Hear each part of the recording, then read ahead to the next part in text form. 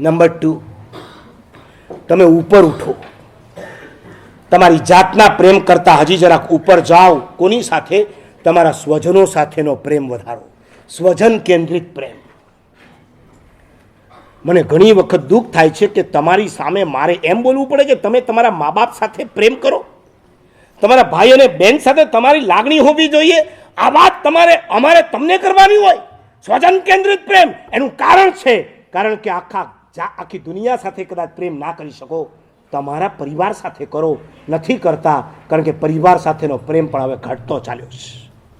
સાચું બોલું, તમારા મા બાપ જાત્રા કરવા જાય, તમે સાથે જાઓ છો ખરા? જાઓ છો? સાથે જાઓ?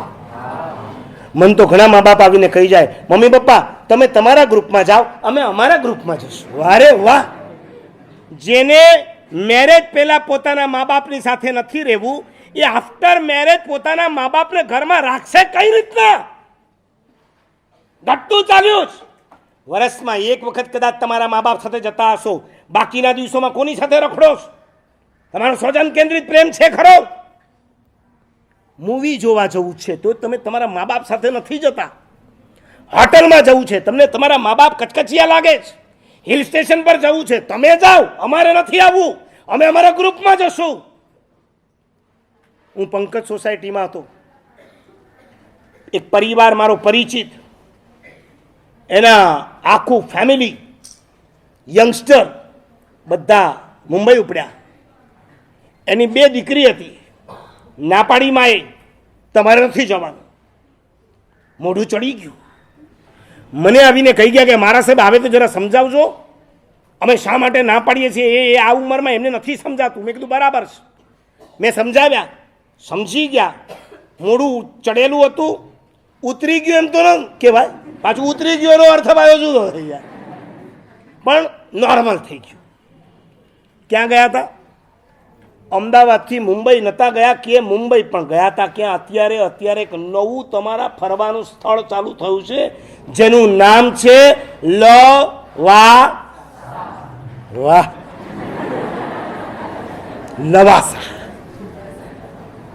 એટલે લવની જ્યાં આશા છે ત્યાં લવાસા. આ જે લવની શિબિર છે ને, મા બાપ સાથે તમને ક્યાંય જવાની ઈચ્છા ન થતી હોય તો એમાં બીજું કાંઈ નથી, તમારો ઈગો છે. તમારા ફેમિલી સાથે તમારું પટતું ન હોય તો બીજું કાંઈ નથી, એ તમારો ઈગો છે.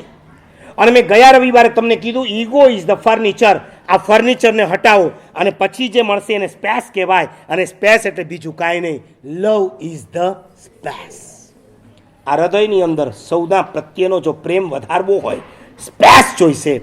અને સ્પેસ જોઈતી હશે ને તો ફર્નિચર હટાવવું પડશે. અને ફર્નિચર એટલે બીજું કાંઈ નથી, તમારું ઈગો. ઈગોને કહી દો, યુ ગો. તું છે માટે હું કોઈને ચાહી નથી શકતો. તું જાય તો હું આખી દુનિયાની સાથે પ્રેમ કરી શકું એમ છું. તારા કારણે જ હું કોઈની સાથે પ્રેમ નથી કરી શકતો. બહુ જાત સાથે પ્રેમ એ પણ બીજું કાંઈ નથી, તમારો ઈગો છે. જાતથી જરાક ઉપર ઉઠો, સ્વથી ઉપર ઉઠીને સ્વજન સુધી પહોંચો. તમને ખબર છે, રામ જ્યારે વનવાસમાં ગયા ત્યારે રામની સાથે કોણ કીધું? લક્ષ્મણ ગયા હતા, સીતા તો જાય હજી સમજ્યા, રામ પાછળ નહીં જાય તો કોની પાછળ જાય? એ જમાનો એવો હતો કે રામની પાછળ સીતા ચાલતી હતી. આજનો જમાનો એવો છે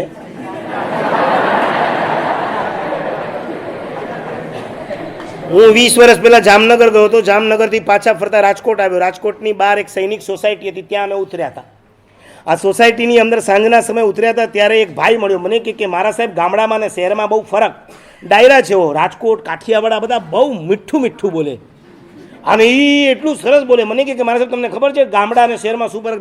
ના, હજી હું નવો ત્યારથી હજી મારા પ્રવચન પણ શરૂ નહોતા થયા. અને એણે મને સમજાવ્યું કે મને કે ગામડામાં અને શહેરમાં ફરક. મેં કીધું શું?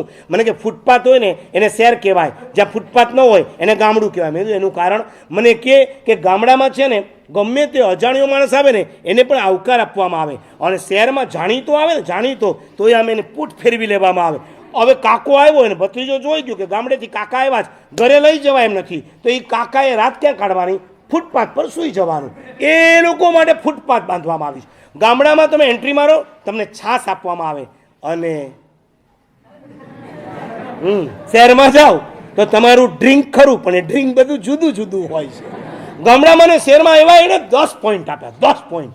ગામડામાં એ કે ગામની શેરીએ ભાગોળમાં કોઈ કૂતરો મરી ગયો હોય ને તો આખા ગામને ખબર પડે કે ઓલો ડાઘીઓ મરી ગયો છે. અને શહેરમાં તમારી બાજુવાળો કાકો ગુજરી ગયો હોય ને અંદર કોઈ ન હોય, 3 દાડા સુધી દરવાજો ખુલે નહીં તો ગંધ મારે ત્યારે ખબર પડે કે અંદર કાકો ગુજરી ગયો, ત્યાં સુધી તમને ખબર ના પડે.